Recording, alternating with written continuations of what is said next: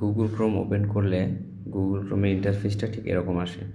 আপনি এই যে এখানে গুগল লেখাটি দেখতে পাচ্ছেন, আপনি চাইলে এই গুগল লেখার পরিবর্তে আপনি আপনার যে কোনো কিছু এখানে নাম লিখে দিতে পারেন, বা যে আপনার মন যা চায় তা এখানে আপনি লিখে দিতে পারেন।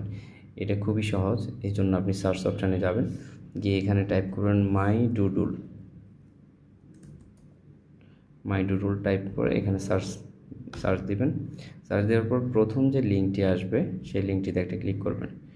সেই লিঙ্কটিতে ক্লিক করার পরে এরকম একটা ইন্টারফেস আসবে আপনার সামনে। আপনি ঠিক ডান পাশে দেখতে পাবেন অ্যাড টু ক্রোম লেখা। এখানে আপনি অ্যাড টু ক্রোমে একটা ক্লিক করবেন। ক্লিক লেখার পর এরকমভাবে ডাউনলোড হবে। আপনি এখান থেকে অ্যাড এক্সটেনশানে একটা ক্লিক করবেন। ক্লিক করার পরে এরকম একটা ইন্টারফেস আসবে। আসার পরে আপনি এখান থেকে মাই ডুডুলসে একটা ক্লিক করবেন। এই যে মাই ডুডুলস আসলো। এই যে এখানে টেক্সট অপশান দেখতে পাচ্ছেন, আমি আপনাদেরকে লিখে দেখাচ্ছি আমার নামটি।